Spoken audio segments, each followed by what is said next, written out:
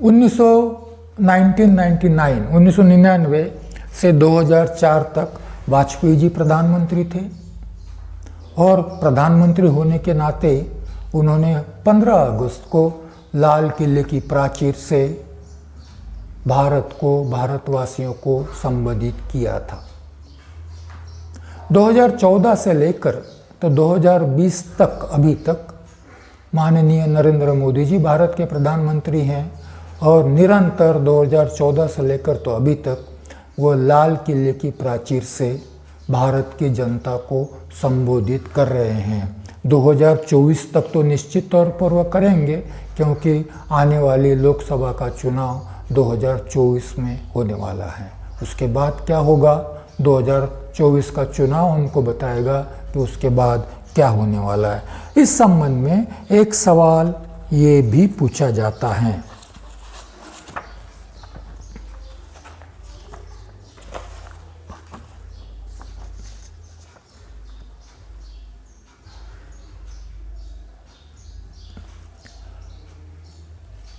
भारतीय जनता पक्ष की सरकार 1999 से लेकर 2004 तक थी। उसके बाद में 2014 से लेकर तो अभी तक भारतीय जनता पक्ष की सरकार है।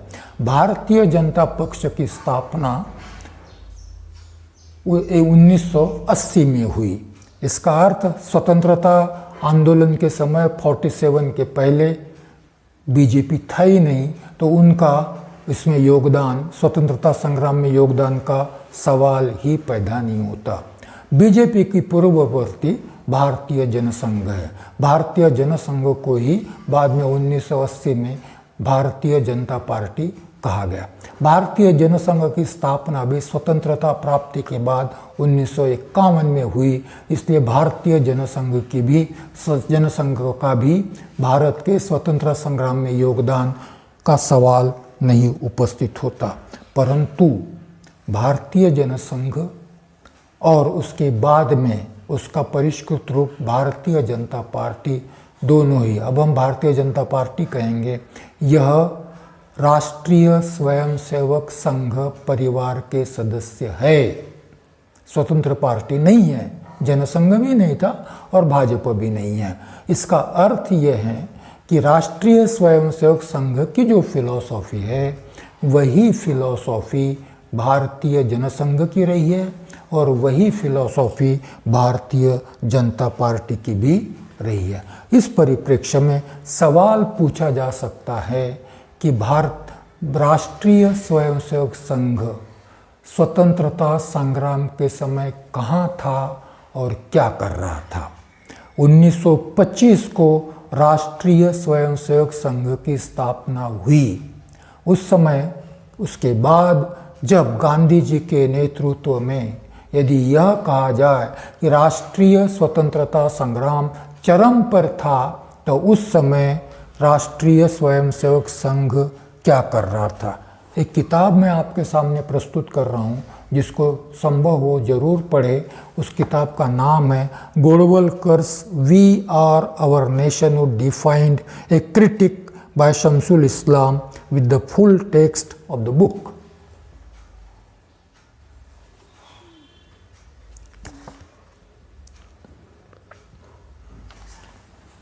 मराठी के वाचकों के लिए इस पुस्तक का अनुवाद और साथ में बाबा साहब का राष्ट्रवाद मराठी में मैंने अनुवाद किया है और संकलित भी किया है, जिसका नाम है भारत राष्ट्र विरुद्ध हिंदू राष्ट्र। मराठी में यह किताब अवेलेबल है। इसका एक चैप्टर है,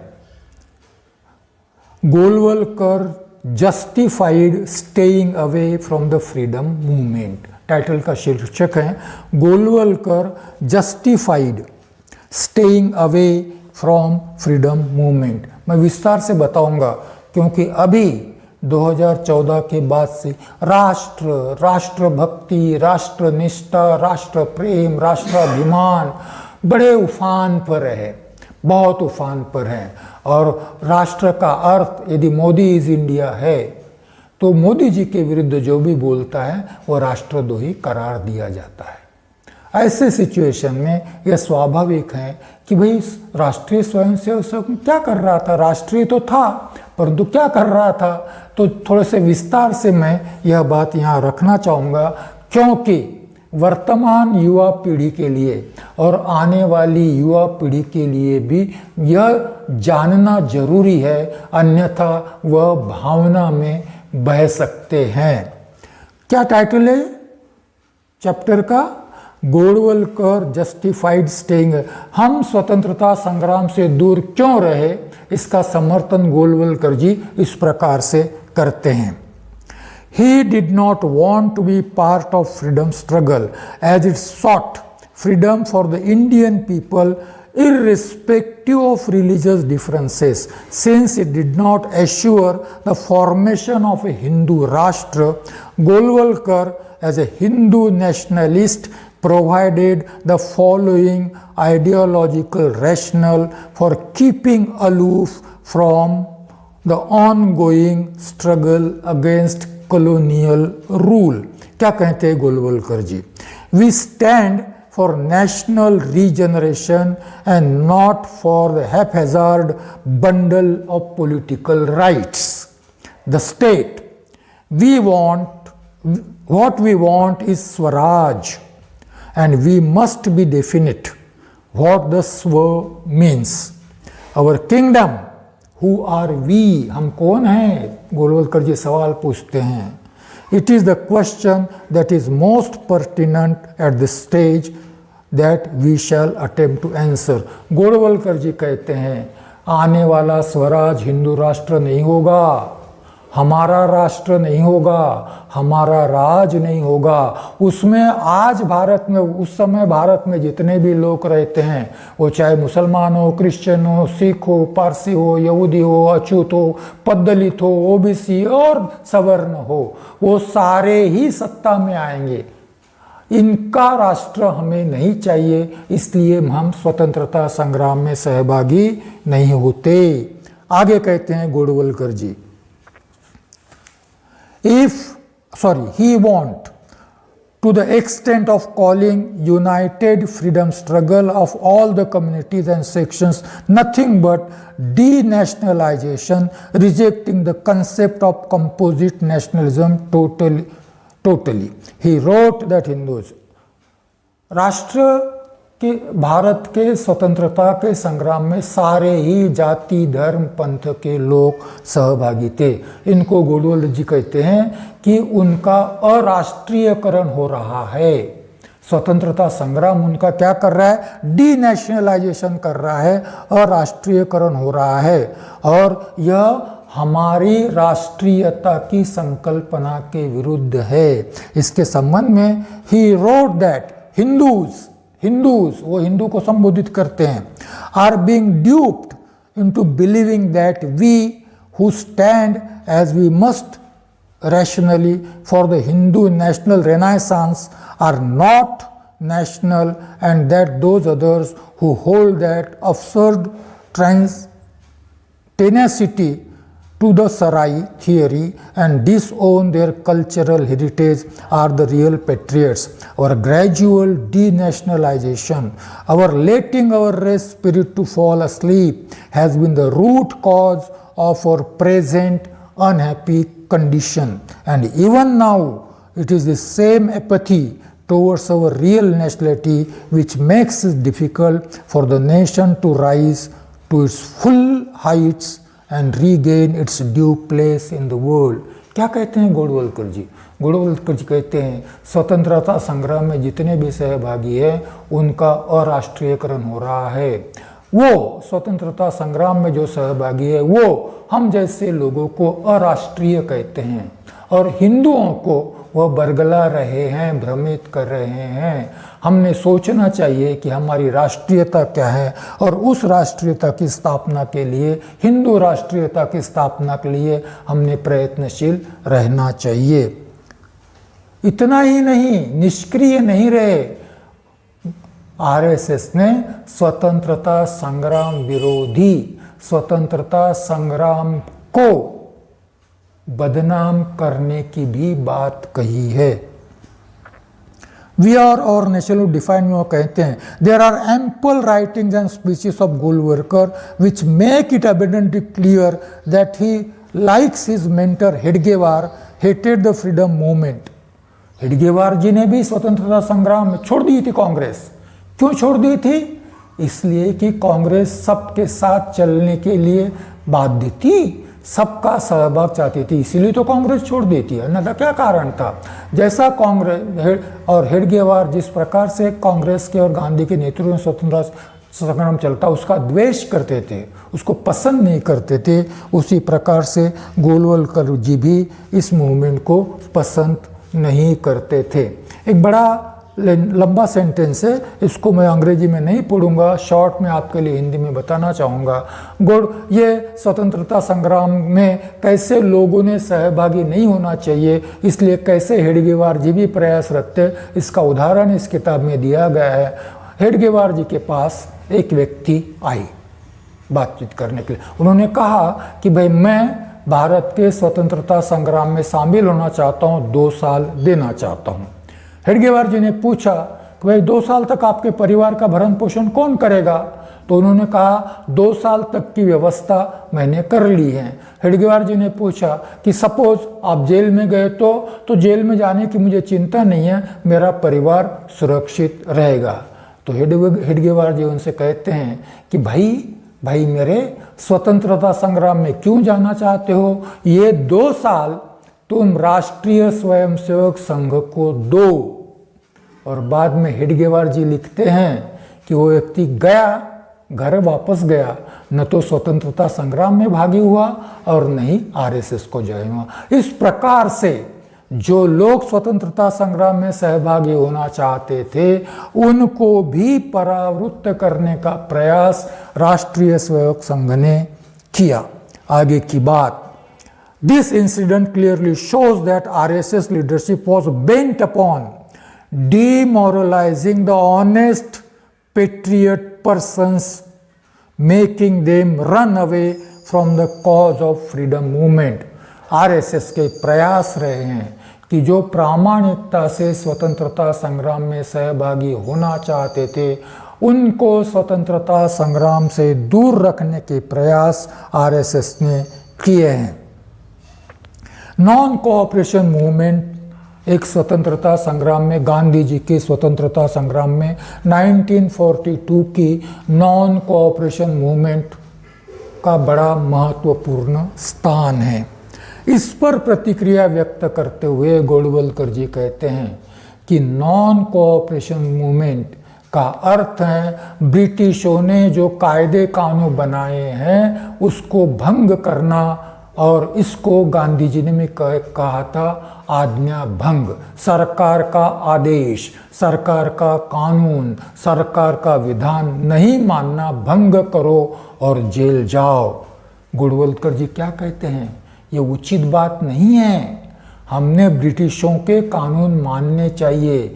इस आंदोलन में जो लोग सहभागी होंगे वो आगे चलकर एक लॉलेस, किसी भी कानून को नहीं मानने वाले लोग बन जाएंगे और इस देश में अराजक की अवस्था बनी रहेगी। इसलिए गोलवलकर जी 1942 के आंदोलन का विरोध करते थे। Thus, Golwalkar wanted the Indians to respect the draconian and repressive laws of inhuman British rule। क्या कहते हैं ये लेखक? Thus, Golwalkar wanted the Indians to respect the draconian and repressive laws of inhuman British rulers. Golwalkar admitted that RSS did not participate directly in the freedom struggle. Golwalkar जी ने यह मान्य किया है कि आरएसएस कभी भी प्रत्यक्ष स्वतंत्रता संग्राम में सहभागी नहीं रहा है। However, the RSS as an organization never launched any struggle for or campaign against British colonial rule or for the rights of oppressed Indian masses। इतना ही नहीं, आरएसएस ने कभी भी यह दमनकारी ब्रिटिश शासन के विरुद्ध कभी भी आंदोलन नहीं किया या भारत की सामान्य जनता का जो उत्पीड़न हो रहा था ब्रिटिशों द्वारा उसके विरुद्ध भी कभी उन्होंने आवाज नहीं उठाई। Nor was the top leadership of the RSS ever part of the freedom struggle. RSS की जो टॉप लीडरशिप थी वह कभी भी स्वतंत्रता संग्राम का हिस्सा नहीं रही। मार्च 1947 when the British rulers had decided in principle to go away from India, Golwalkar, while addressing the annual day function of RSS at Delhi, declared that leaders with narrow vision were trying to oppose the state power of British rule. 1947 में जब ब्रिटिशों ने भारत से वापस जाने की और भारत को स्वतंत्रता देने की घोषणा की, तब गोलवलकर जी कहते हैं, क्या कहते हैं? Leaders with narrow vision were trying to oppose the state power of British. ऐसे नेता जिनका विजन नैरो है, संकुचित है, वही ब्रिटिशों के शासन का विरोध करते हैं, यह गोलवलकर जी ने कहा है। कहाँ कहा है वो भी मैं बताऊंगा आपको, डोंट वरी। यह किसी लेखक की दिमागी उपज नहीं है। The RSS under Golwalkar leadership can be seen as having played an extremely treasonous, गद्दार की भूमिका, role through the freedom struggle. यहाँ आरोप किया गया है गोलवलकर और आरएसएस पर, इन्होंने स्वतंत्रता संग्राम के समय निष्क्रिय रहे, लोगों को डिमोरलाइज किया। इतना ही नहीं, स्वतंत्रता आंदोलन के साथ इन्होंने गद्दारी भी की। Denigrating the tradition of martyrdom of revolutionaries. Bhagat Singh, Rajguru, Sukhdev, Chandrashekhar Azad, Ashfaqulla Khan, यह क्रांतिकारियों की परंपरा है। इनकी भी अवमानना करने से आरएसएस चूका नहीं है। क्या कहते हैं? The RSS under Golwalkar not only kept aloof from freedom struggle but also had no qualms, कोई संकोच नहीं था, in rejecting the whole tradition of martyrdom, शहीदों की सारी ही परंपरा को नकारने में उन्हें कोई संकोच नहीं था। Thus, denigrating movements led by revolutionists like Bhagat Singh, Chandrasekhar Azad, Ashfaqullah Khan and their associates. He wrote, except our Bharatiya culture, all others have adored and idealized martyrdom and have looked upon such martyrs as their heroes. भारतीय परंपरा को छोड़कर बाकी सारे लोगों ने इस प्रकार के शहीद हुए लोगों की परंपरा का गौरव किया है, हम नहीं करते। He went on to argue that our object of worship have always been such successful life like Shri Ram. हम उनका आदर करते हैं, उनकी परंपरा को मानते हैं जिनकी विजय की परंपरा है, जो विजयी हुए जैसे Shri Ram. It is obvious that those who were failures in the life must have had some serious drawbacks in them. जो उनको अपयश आए, भगत सिंह की क्रांति उस समय यशस्वी नहीं हुई, आगे चलकर जो परिणाम हो उसकी चिंता नहीं है गोलवलकर जी को, आगे चलकर जो स्वतंत्रता मिली उसकी नहीं। उस समय भगत सिंह के जीवन काल में भगत सिंह को सफलता नहीं मिली, इसलिए गोलवलकर जी कहते हैं कि इज अ फेल्यूर, और वो फेल हुए, इसके पीछे कोई कारण जरूर होगा। सीरियस ड्रॉबैक्स इन देम, उनमें कुछ कमियां होंगी। How can one who is defeated, जो पराजित हुआ है, give light and lead others to success. Maharana Pratap भी पराजित हुए हैं, मगर आज महाराणा प्रताप आदरणीय है। गोलवलकर भगत सिंह जी को कहते हैं अपने लाइफ में पराजित हुए। How can one who is defeated give light and lead others to success, औरों को क्या प्रेरणा दे सकते हैं। How can a flame flattering at very whip of the bridge illuminates others, जो ब्रिटिश शासन के थोड़े से हवा की फूंक से बुझ जाती है, वो लौ किसी को प्रेरणा क्या देगी? कौन कहते हैं? गोडवलकर जी कहते हैं।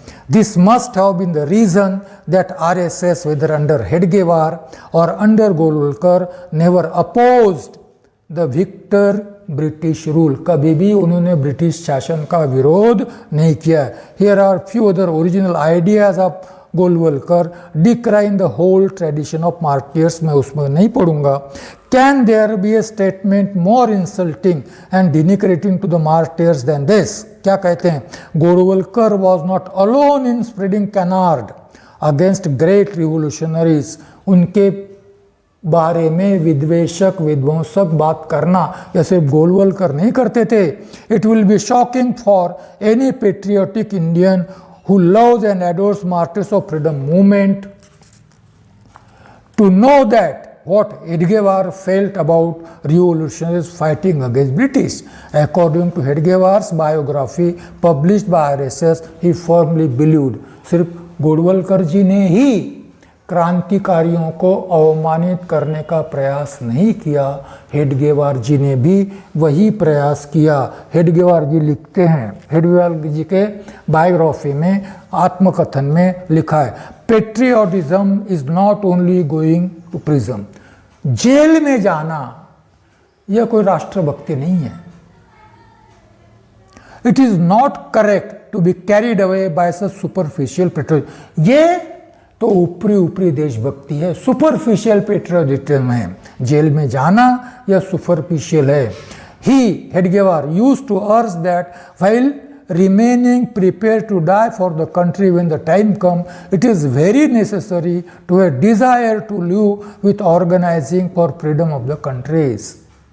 इनका कहना है कि देश के लिए मरना ठीक है, परंतु जिंदा रहकर लोगों को संगठित कर फ्रीडम स्ट्रगल को आगे बढ़ाना यह उससे भी महत्वपूर्ण है। यह किन किताबों से लिया गया उसका उल्लेख मैं करना चाहूँगा।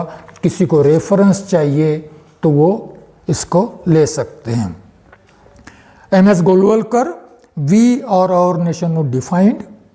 उसी के बाद में एम.एस. गोलवलकर वी और नेशन नॉट डिफाइंड में से लिया गया है। बाद में एम.एस. गोलवलकर श्री गुरुजी समग्र दर्शन से कुछ परिच्छेद लिए गए हैं। उसके बाद में श्री गुरुजी समग्र दर्शन से ही लिए गए हैं।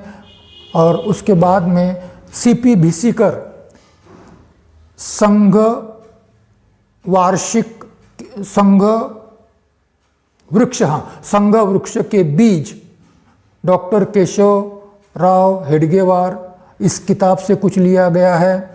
और इन किताबों से यह सारे उद्धरण जो इस किताब में दिए हैं इस किताब में लिए गए हैं। जैसा कि कहा गया है, राष्ट्रीय स्वयंसेवक संघ डेमोक्रेसी को नहीं मानता, क्योंकि डेमोक्रेसी यह सर्वसमावेशी है, सबको साथ में लेकर चलती हैं। इतना ही नहीं, सबको नेशनलिटी देती हैं, सबको नेशनलिटी देती है। मुस्लिम हो, क्रिश्चियन हो, ईसाई हो, सिख हो, बौद्ध हो, हिंदू हो, सबको नेशनलिटी देती है, राष्ट्रीयता देती है और सबको सत्ता में भागीदारी का आश्वासन देती है। इसीलिए तो डेमोक्रेसी का विरोध है, क्योंकि आरएसएस की हिंदू राष्ट्र की फिलॉसफी, हिंदुत्व की फिलॉसफी सब का समावेश नहीं करती। वह हम और वो इस पर आधारित है। हम और वो, वी एंड दे, अदर्स, इस पर आधारित है, सर्वसमावेशक नहीं है। दूसरी बात, सबको राष्ट्रीयता देना नहीं चाहती।